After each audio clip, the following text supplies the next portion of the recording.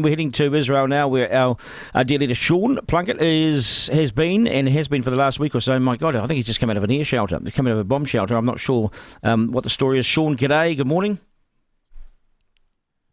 G'day, mate. How are you? Nice to see you. Yeah, you too. I'm in Tel Aviv.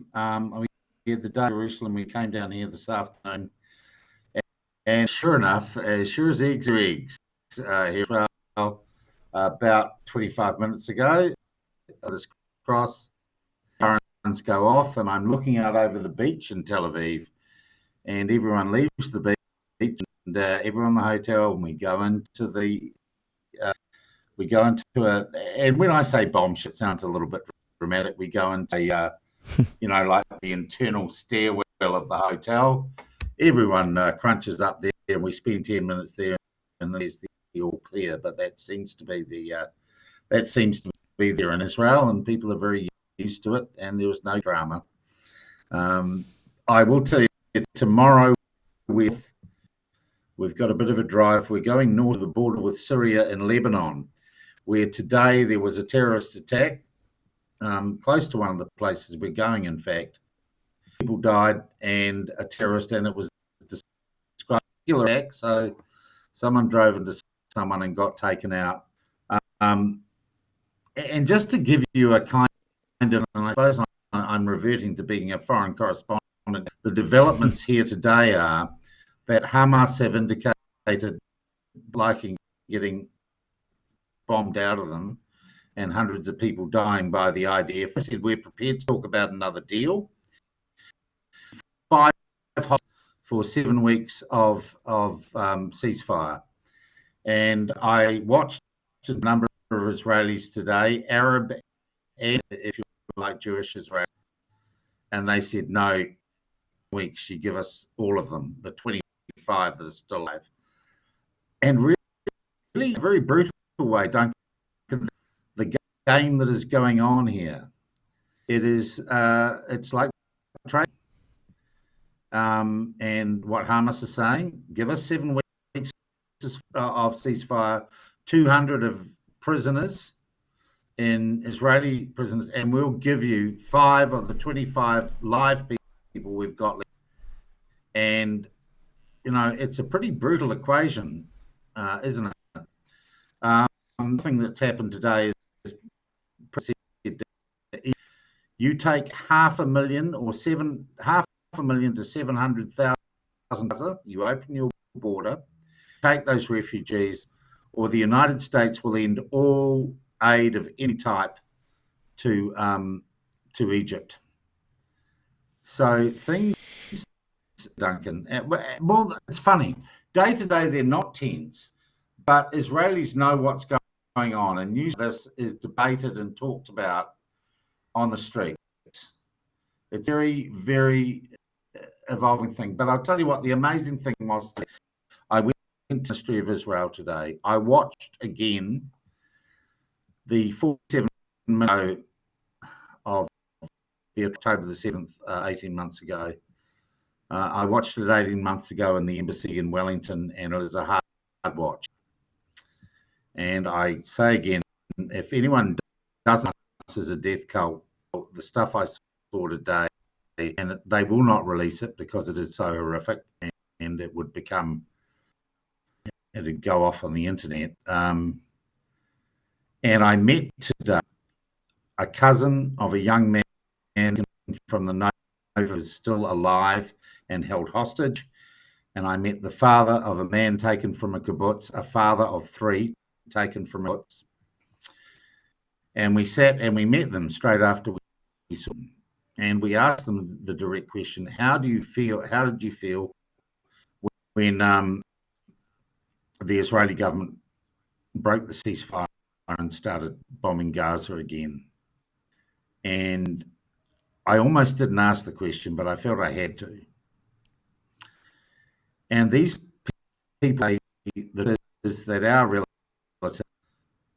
from everything and both these people have had proof of life in the last 4 weeks.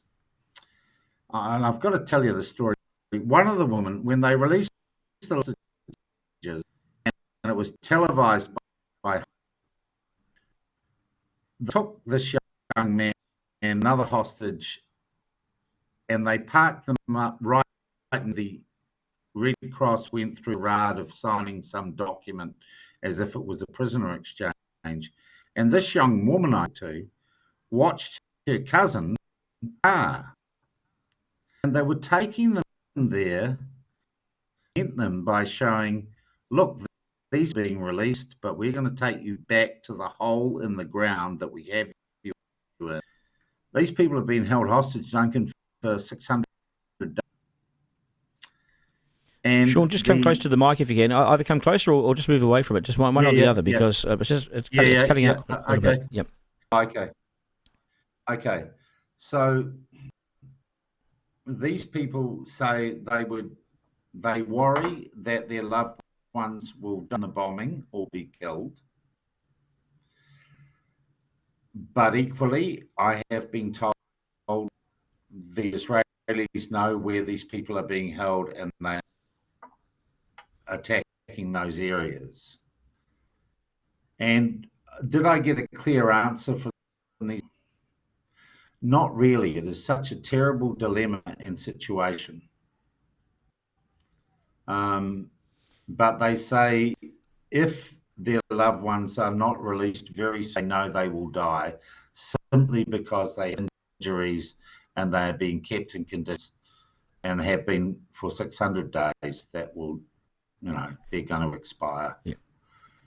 Sean, seeing that footage, looking at that footage that you went through, that you saw of the original attack, how confronting was it? I mean, is it look away stuff? I mean, how taxing is that? Viewing this and the fact that it won't be released tells us everything about it. Duncan, I saw for the second, I saw for the second time, and the three Australian people on this trip that I'm with, two are journalists. There are three things that stand out in this footage. And don't forget that the Hamas people wore body cams and live streamed some of the stuff on Facebook when they were doing it. So there is a dead Israeli man and someone takes a garden hoe and unsuccessfully with the garden hoe. Another one is a young Israeli soldier who is dead, and I watched it this time. I didn't turn away. And his head is cut off with a knife. And I'm sorry, you watch this, and if you don't think Hamas is a death cult, mate, I'm sorry. And doing this, young men yelling Allah Akbar, a young woman taken from like a security camera at a road checkpoint, kneeling down for a minute while a guy with an AK-47 looking for her life, and he just dispatches her with 2 shots to the head. It's just barbaric. It's disturbing for this time of the morning. To be honest, it's more than that, mate. And I'd seen it before. I'd seen the yoga, the Israeli, but I'm struck a chilling thing. A phone call made on a dead woman's phone, where a young member of Hamas rings his in Gaza and says, "Mum, Dad, I've killed 10 of them with my bare hands. I killed 10 of the Jews." And his mother with joy on the other end of the phone. Yeah. And I'm sorry, I've seen the reaction to the conversation online. And people say false flag, he's doing this. I'm sorry, Duncan. This is real. Yeah. This just is real. Final question, Sean, because it is. We're just losing a few of your words there, and it is difficult. But I'm making it. We can make it out. But just a question. You've been there for a week or so now, and I sense how tough it is, and how tough it's becoming. These people live like this, and so every day. You know what I did for lunch today? and I hope you're getting this okay. I'll slow down and modulate my voice. I went to a place, an Israeli village, the one Israeli that stood by the one Arab stood by the Israelis in 1948 and didn't join the Arab uprising against the creation of the state of Israel. And I talked to an Arab Muslim, the former mayor of the city. I had a lovely meal with him. And there's still a lot of goodwill and desire for peace from the vast majority of people, Arab, Muslim, Jew, who live here. They all say that the death cult that is Hamas is the problem. Yeah. And can I tell you one other thing? I'm traveling with a bunch of Australians. We talked today with a very, very senior foreign minister from Israel, and I can't say exactly who it was. And this person turned around and said, Australia has, and Israel feels, the government of Israel and largely the two, feel they stand alone. And the rest of the world will not support them. And I know this isn't an unbiased, impartial way to put it, but we damn well should. Yeah. Because if you don't we need to take a stand with these guys, look. And tomorrow I'm going to go and see the conflict at the other part. I actually feel more nervous about going up there than I did down to Gaza. There's more active stuff on there, and there's all sorts of Syria, Turkey looking like it's going to intervene in Syria. Yeah. And take care, Sean. I know.